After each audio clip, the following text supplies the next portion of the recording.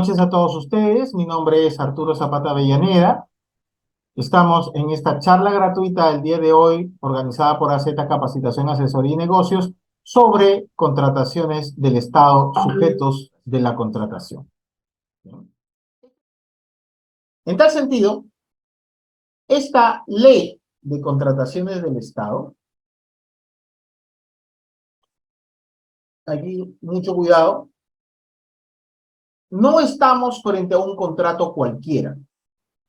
Este tipo de contratación no se regula por las leyes civiles. Es decir, este no es un acto jurídico común y corriente, como aquel que se encuentra regulado en el libro segundo del Código Civil.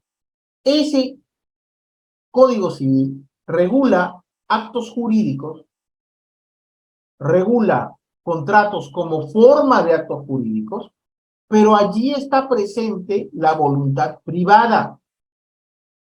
En este tipo de contrataciones, no necesariamente.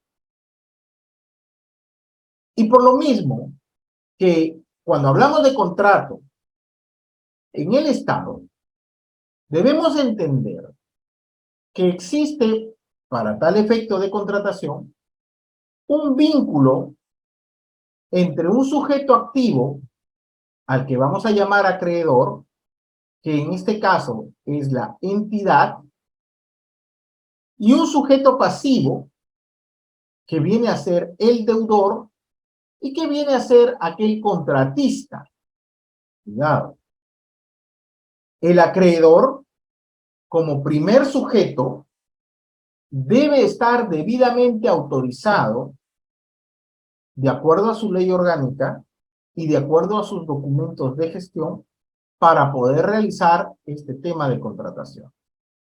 Y debe tener el presupuesto previamente aprobado para poder tener la capacidad jurídica para realizar este tipo de actividades. Y las va a tener que realizar dentro de lo que prescribe la ley de contrataciones y su reglamento. Esta ley de contrataciones y su reglamento va a señalar quiénes son las personas con las que ese Estado va a poder contratar. Es decir, debe tener cierta capacidad jurídica para poder contratar con el Estado. De suerte, entonces, que esa ley va a señalar cuáles son los requisitos que deben reunir esos postores para poder tener la calidad de contratista después de haber pasado por los procesos de selección que corresponda a obras, a bienes o a servicios y haya obtenido la buena pro. Obtener la buena pro significa usted es el ganador y va a estar obligado a suscribir ese contrato con el Estado. Porque dentro de uno de esos requisitos, precisamente, de esos documentos que se deben presentar, está precisamente eso. ¿Bien? Entonces, este es el marco normativo sobre el cual se va a regular la contratación con el Estado. ¿Cuál es ese marco normativo?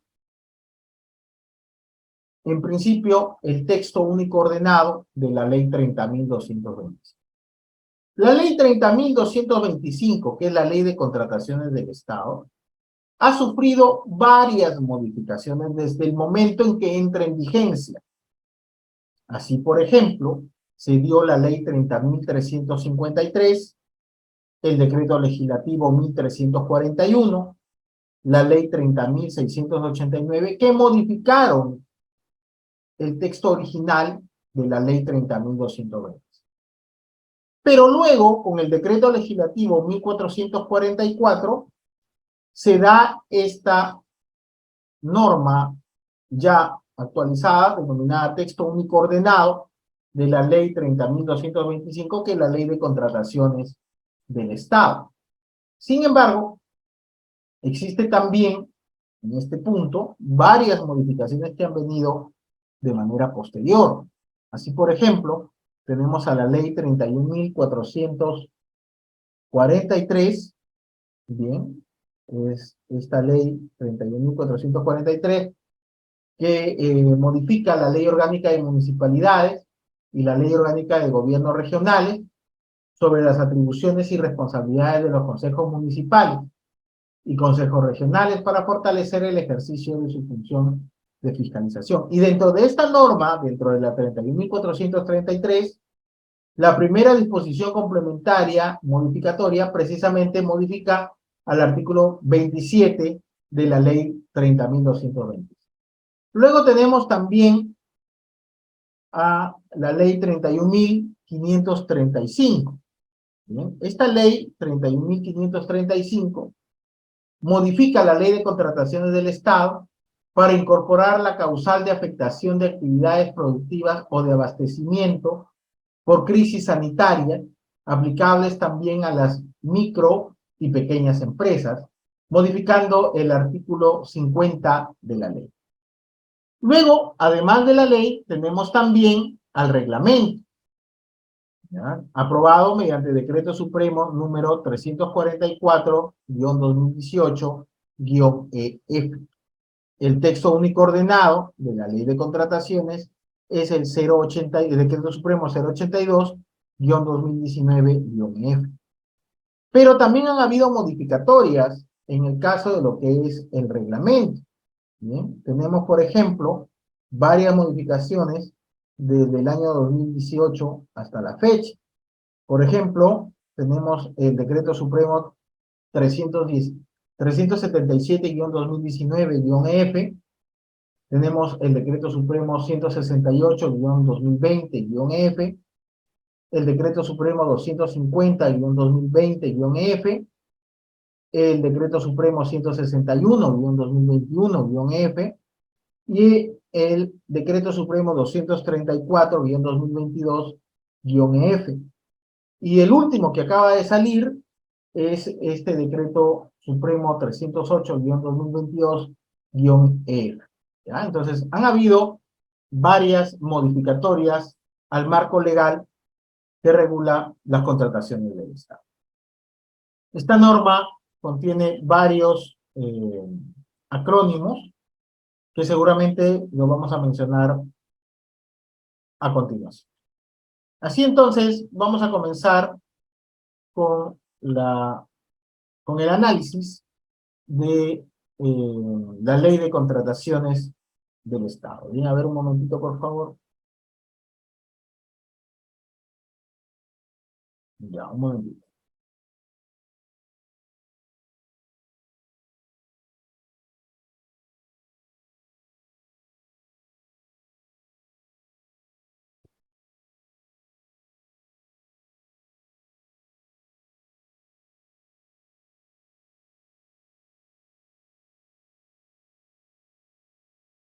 Ya, aquí está.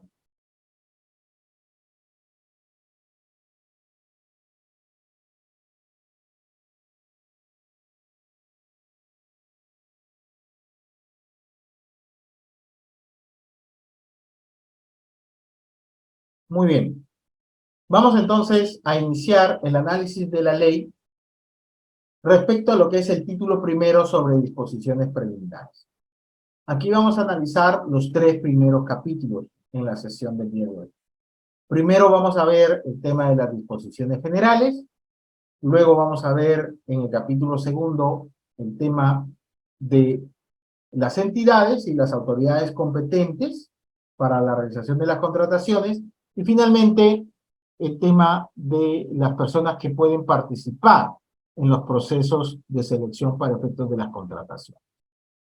En primer lugar, diríamos que esta ley tiene como finalidad el de maximizar el valor de los recursos públicos que se intervienen. En otras palabras, cuando hablamos de maximizar el valor de los recursos, es que debemos obtener la mejor calidad, el mejor rendimiento al más bajo costo. Doctor, pero entonces, ¿eso qué me quiere usted decir? Que las contrataciones del Estado, de las obras o de los servicios, estamos adquiriéndolas a lo más bajo de precio, porque a mí me habían dicho que lo barato sale caro.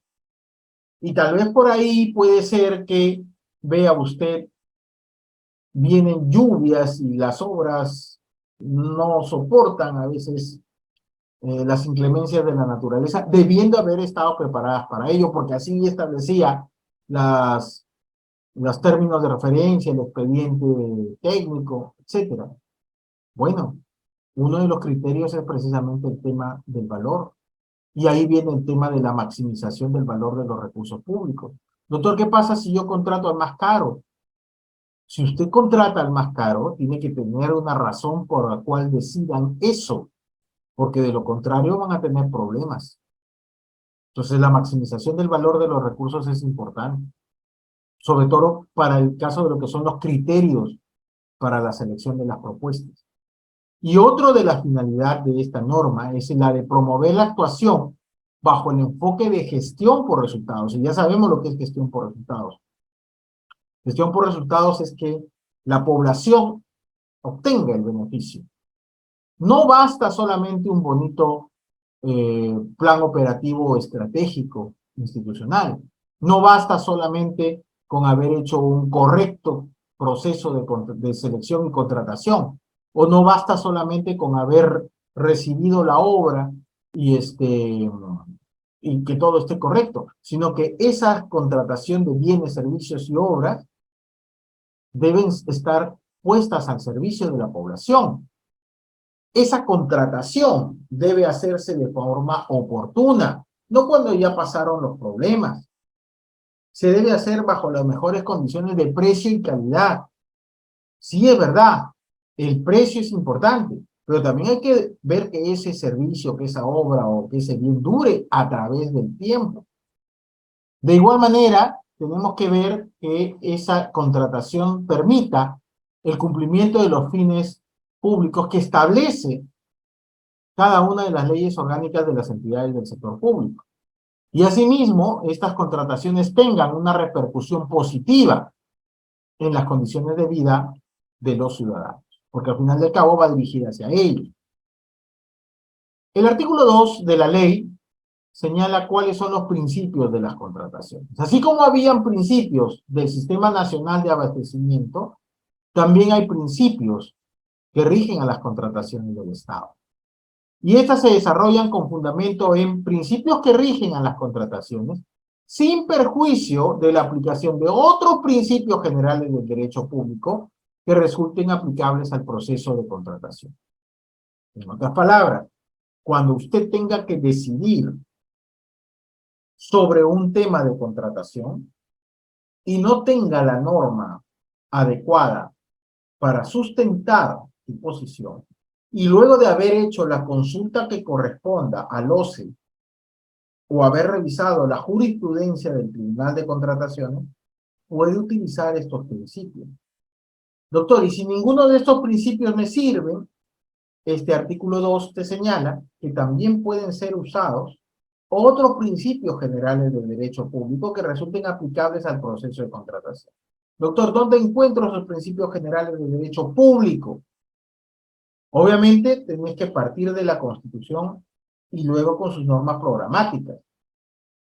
Y a lo mejor algunos de esos principios de derecho administrativo o de derecho público te sirven para sustentar tu informe. Los principios, por lo tanto, sirven de criterio de interpretación de la aplicación de la norma y de su reglamento. Sirven como integradores para la solución de los vacíos y defectos que les he mencionado. Y sirven también como parámetros para la actuación de quienes intervengan en dichas contrataciones. ¿Cuáles son estos principios? En primer lugar, tenemos al principio de concurrencia.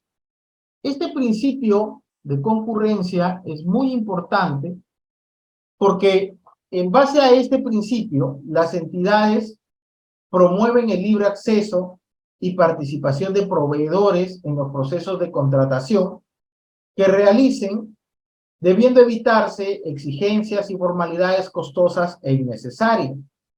Se encuentra prohibida la adopción de prácticas que limiten o afecten la libre concurrencia de los acreedores. Otro principio es el principio de igualdad de trato. En tal sentido, todos los proveedores deben disponer de las mismas oportunidades para formular sus ofertas, encontrándose prohibida la existencia de privilegios o ventajas y, en consecuencia, el trato discriminatorio, manifiesto o encubierto. Este principio exige que no se traten de manera diferente situaciones que son similares y aquellas situaciones diferentes no sean tratadas de manera idéntica, siempre que ese trato cuente con una justificación objetiva y razonable, favoreciendo el desarrollo de una competencia efectiva. Por ejemplo, en estos casos del COVID-19, ¿no?, que se debían hacer situaciones de compras directas. Luego tenemos el principio de transparencia, en el cual las entidades proporcionan información clara y coherente con el fin de que todas las etapas de la contratación sean comprendidas por los proveedores, garantizando la libertad de concurrencia y que la contratación se desarrolle bajo las condiciones de igualdad, de buen trato, objetividad e imparcialidad. Este principio respeta las excepciones establecidas en el ordenamiento jurídico. Otro de los principios es el principio de publicidad. En tal sentido, se debe entender que el proceso de contratación debe ser objeto de publicidad y de difusión, con la finalidad de promover la libre concurrencia y la competencia efectiva, facilitando la supervisión y el control de las contrataciones. Por eso es que sirve a este tema de la publicidad que todos los procesos de selección se publiquen en los portales informativos del Estado, ¿bien? Además del SEACE, ¿bien?, y los demás sistemas informáticos con los que se cuenta. En cuanto a lo que es el principio de competencia, se establece que los procesos de contratación incluyen disposiciones que permiten establecer condiciones de competencia efectiva y obtener la propuesta más ventajosa para satisfacer el interés público que subyace a la contratación. En este caso, se encuentra prohibida la adopción de prácticas que restrinjan o afecten la competencia. Y aquí hay que tener cuidado porque cualquier situación que afecte a esto va a tener que resolver el Tribunal de Contratación, el OCE y el Tribunal de Contratación. Por lo tanto, van a haber responsabilidades por las autoridades o los miembros que participan en este proceso de selección, la comisión de selección, o por aquellos postores que justamente restrinjan o afecten la competencia. Otro de los principios es el principio de eficacia y eficiencia. Y en tal sentido debe entenderse que el proceso de contratación y las decisiones que se adopten en su ejecución deben orientarse al cumplimiento de los fines, de las metas y de los objetivos de la entidad, priorizándose estos sobre la realización de las formalidades no esenciales, garantizando de esta manera la efectiva y oportuna satisfacción de los fines públicos. Y esto es importante porque algo que está hecho después del tiempo en el que se necesita ya no es necesario. ¿Bien? Por eso es que hay que hacerse de manera rápida, célere, justamente para cubrir esa necesidad. ¿Ah? Por lo tanto, si hay algunas cosas, algunos requisitos que no sean esenciales, ¿correcto? Entonces hay que ir avanzando con el tema del proceso. Hay que saber distinguir cuando estamos frente a esos temas. Otro de los principios es el de vigencia tecnológica. Y a tal sentido, este artículo 2 sobre este principio señala que los bienes y servicios y obras deben reunir las condiciones de calidad y de modernidad tecnológicas necesarias para cumplir con efectividad la finalidad pública para las que son requeridas. Por ejemplo, se necesitó de bastante software moderno, ¿no es cierto?, de punta, precisamente en estos tiempos del COVID-19. para realizar los temas de virtualidad en muchos casos. Bien. Luego, otro principio es el de sostenibilidad ambiental y social, porque en el diseño de la contratación pública se debe considerar criterios y prácticas que permitan contribuir tanto a la protección medioambiental como social y el desarrollo humano. Tenemos también el principio de equidad, ya que las prestaciones y derechos de las partes deben guardar una razonable relación de equivalencia y de proporcionalidad sin perjuicio de las facultades que correspondan al Estado en la gestión del interés general. Luego tenemos el principio de integridad, donde la conducta de los partícipes en cualquier etapa del proceso de contratación está guiada por la honestidad y la veracidad. Principios que van de la mano con el Código de Ética de la Función Pública. Es obligatorio para todas las entidades del Estado que por lo menos una vez al año deba dictarse una capacitación a todos los servidores públicos sobre el tema del Código de Ética de la Función Pública. Porque la ética en la función pública no solamente es un tema de principios y de valores, sino que ya está regulado por normas jurídicas. Y al estar regulado por normas jurídicas, estas se vuelven de obligatorio cumplimiento. Y el mismo código señala que entrar a laborar, ya sea bajo cualquier modalidad, remunerada o no, e inclusive cuando son electos de manera pública, por elección pública, además de contrataciones, de temas de procesos de concursos públicos y demás, deben saber el tema ético. Porque si no, van a ser sancionados por la vulneración de esas normas, de esos valores, de esos principios y prohibiciones que regula el código. Y la integridad va de la mano con esto, porque inclusive hay una política de integridad pública. ¿Ah? Entonces, si se vulnera alguna situación, las personas que conocen de quienes han vulnerado están en la obligación de comunicarlo a las autoridades competentes de manera directa y oportuna y seguir los procedimientos sancionatorios que corresponden.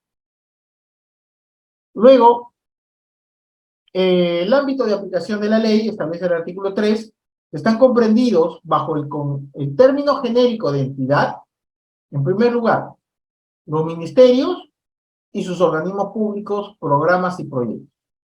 Segundo, es aplicable la ley de contrataciones del Estado al Poder Legislativo, al Poder Judicial y a los órganos constitucionalmente autónomos. De igual manera, se les aplica esta norma a los gobiernos regionales y a los gobiernos municipales, ya sean estas municipalidades provinciales, distritales, ¿no es cierto?, sus programas y sus proyectos. De igual manera se aplica a las universidades públicas, a las juntas de participación social, a las empresas del Estado pertenecientes a sus 3 niveles de gobierno, es esa organización vertical, gobierno nacional, gobierno regional y gobierno local, así como a los fondos constituidos total o parcialmente con los recursos públicos, sean de derecho público o de derecho privado.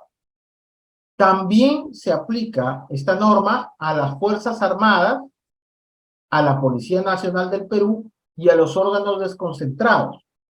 Y de igual manera se aplica la Ley de Contrataciones del Estado a las contrataciones de otras organizaciones que para proveerse de bienes, servicios u obras asumen el pago de los contratos con fondos públicos.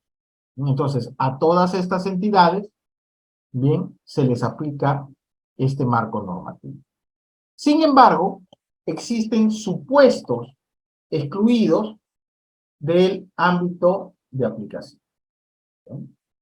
Por ejemplo, no se aplica esta normativa a los contratos bancarios y financieros que provienen de un servicio financiero.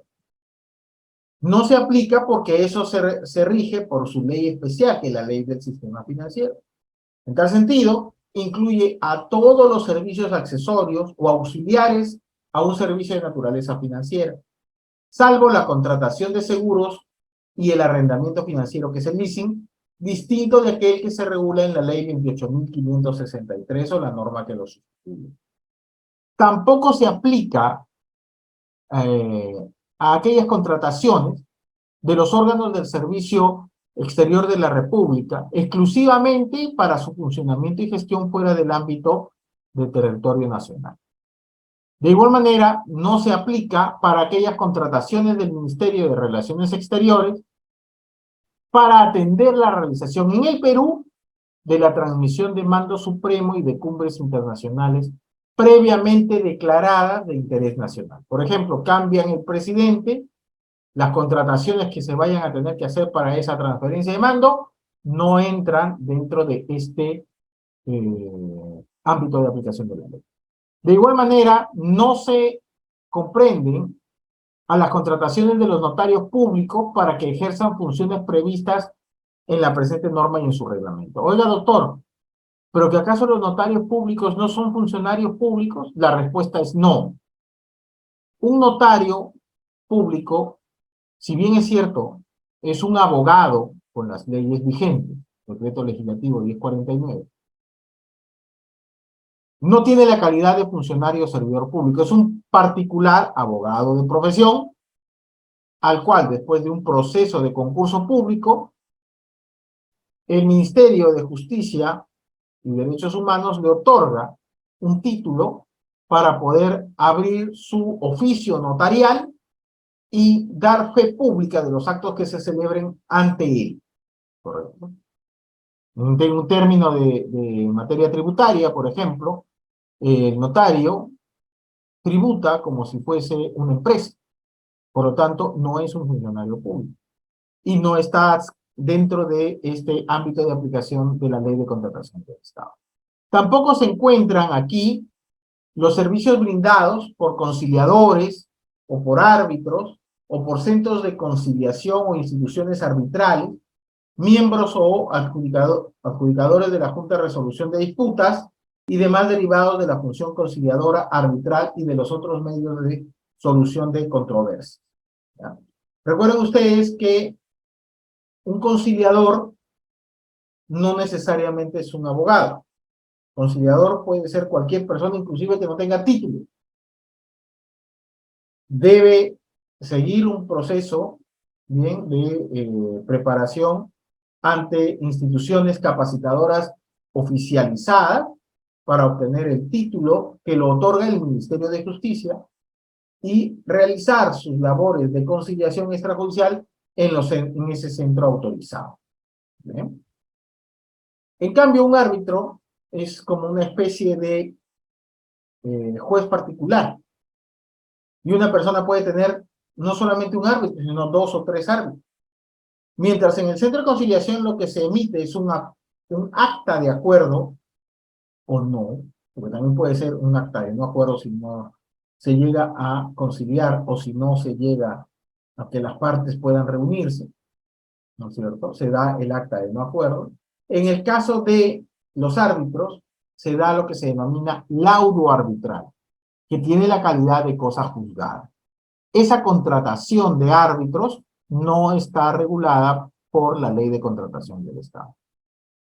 Tampoco están dentro de este marco normativo las contrataciones realizadas de acuerdo con las exigencias y procedimientos específicos de una organización internacional o los contratos de locación de servicios celebrados por los presidentes de directorios que desempeñen funciones a tiempo completo en las entidades o empresas del Estado, o la compra de bienes que realicen las empresas, bueno, las entidades mediante remate público, o las actividades que realicen las asociaciones público-privadas y proyectos en activos regulados por el Decreto Legislativo 1224 y el Decreto Legislativo 674 o las normas que lo sustituyen.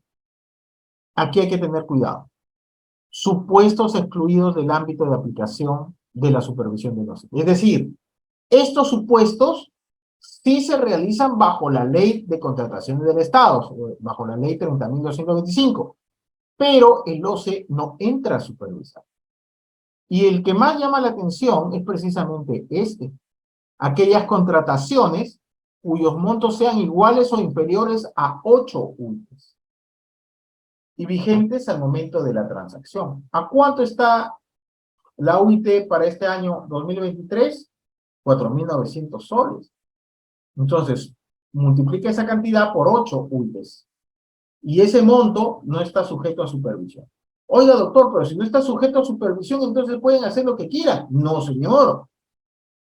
Aquí hay algo que se llama control interno, que es una parte, una forma del Sistema Nacional de Control, donde las mismas entidades se van a controlar.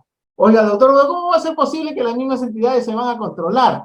Hay normas que regulan la manera en la que eso se realiza.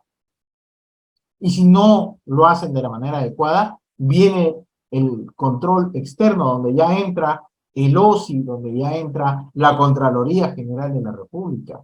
Por lo tanto, aquí hay que tener cuidado. Si bien es cierto, no lo supervisa OCE, no significa que no deban reunir las condiciones que las leyes señalan para la realización y ejecución y formalización de esta contratación.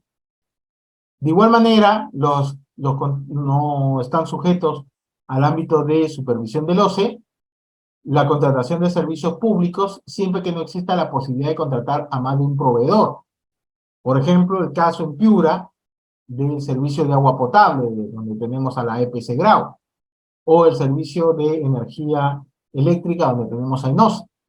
De igual manera, no están sujetos a supervisión del OCE los convenios de colaboración u otros de naturaleza análoga, suscritos entre entidades, siempre que se brinden los bienes, servicios y obras propios de la función que por ley les corresponde. Y obviamente, no se persigan fines de lucro. De igual manera, las contrataciones realizadas, de acuerdo con las exigencias y procedimientos específicos de una organización internacional, estados o entidades cooperantes, que se deriven de donaciones efectuadas por estos, siempre que dichas donaciones representen por lo menos el 25% del monto total de las contrataciones involucradas, así como no están sujetas a control del OCE las contrataciones que realice el Estado peruano con otro Estado.